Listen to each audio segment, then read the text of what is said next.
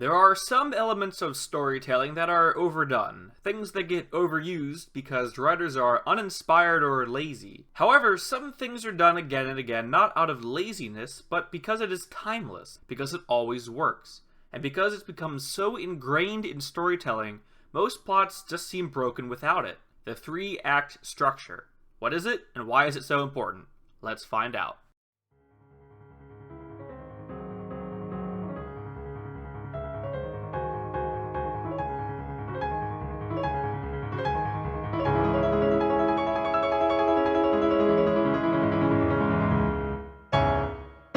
This is as down to the basics as possible for plot development, but hey, if it's good enough for Shakespeare, it's good enough for anyone else. Although the 3-act structure is actually much older than Shakespeare, Aristotle wrote a work on literary theory in 335 BC called Poetics, where he basically wrote down notes detailing his favorite Greek plays and looked at their similarities, finding their common ground and discovering blueprints on what makes a good story. In these notes, he roughly outlined the 3-act structure.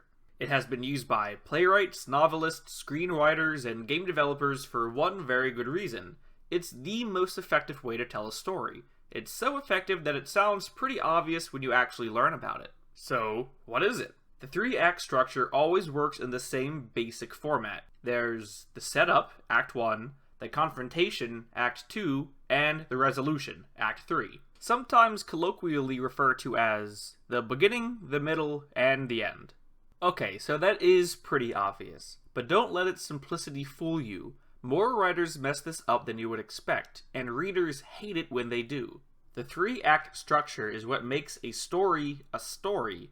Every writer must master the fundamentals before they can push their limits and attempt more advanced works. So let's dissect this and really get into it. Act 1. The setup. This is where the audience is introduced to the characters and the setting. Readers need a firm grasp on the world the story takes place in before they can handle the plot. In order to be invested in a character, they have to know a little about them. In order to observe a character's development and change, we need to know how they started. If someone's life is in danger, but we don't know or care about that character, their potential death is negligible. The exposition given by the writer in the first act is necessary for the rest of the plot to carry any weight. The first act is also the only time when the audience will willingly accept a distorted reality. When the audience sits down to hear a new story, they are ready for anything. They are a blank slate. The opening act sets the rules. This is where the audience's suspension of disbelief is at its widest. The audience will buy into almost anything you put in front of them. They will accept that animals can talk or magic is real, but only in the first act. Once this world is established, we accept it for whatever it is. But if that is changed later, if suddenly the dog talks at the end of the movie, but never before, you will only confuse and anger the audience. The first act also contains the hook, something that happens to kickstart the plot. Something to capture the interest of the audience and get us to wonder what's going to happen next. Something that shakes up the protagonist's life, just after we have established the norm for them. This is called the inciting incident, or the catalyst for the plot. Then, the first act ends with a plot point, a twist or turn in the story that calls the character to action. It raises a question. Will Woody and Bullseye land to safety? Can they reach Jesse and Stinky Pete in time? That will have to be answered by the plot at its resolution. These plot points that end the first act can be anything from the death of a character, the finding of a robot, the discovery of a supernatural power. Anything that cements life will not be the same as before, and the character is about to go on an unexpected journey and push themselves to their limits. Act 2 is called Confrontation.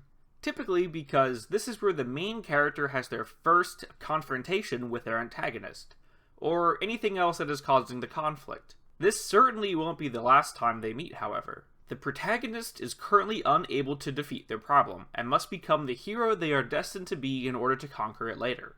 This act is comprised of rising action, the steady build-up to the final climax that we are all waiting for. But, as the saying goes, it's not about the destination, it's the journey.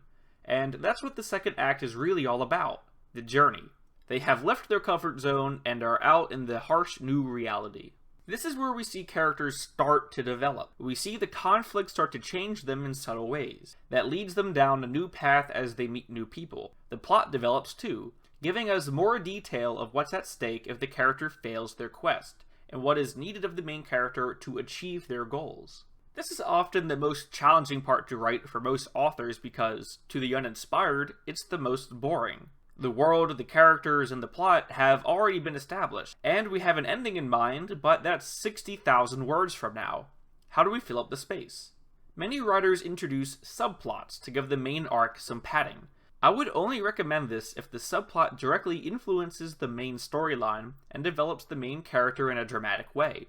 Otherwise, it is just filler, and therefore a waste of time. Act 2 ends similarly to Act 1. There is a new plot point that twists or turns the story and launches it into its final act. The plot point once again changes the direction of the main character and raises the stakes once again, hinting at the final climax. The last act is the resolution. It's what we've all been waiting for, and have been expecting. The last clash between good and evil, winner take all. Here we witness the climax, the sequence where the main tension of the plot is brought to its most intense point, followed by falling action. We also observe the full development of the characters, completing their character arcs. In Act 3, all plots and subplots are wrapped up nicely. We have answered the dramatic question, and we have left the main characters with a new sense of who they really are. Whatever conflict the writer promised at the beginning has come to completion. The 3-act format is not necessary for writing a story. Many authors stray away from it, sometimes for good reason, but it has become so ingrained into our culture that we don't even know we're doing it anymore. So, if you do tend to use it, or see it being used, make sure it's done right. Once the 3-act structure is mastered, then you can play around with subverting or dismantling it in your own works. That's all for today. Remember, writing belongs to everyone. See you next time.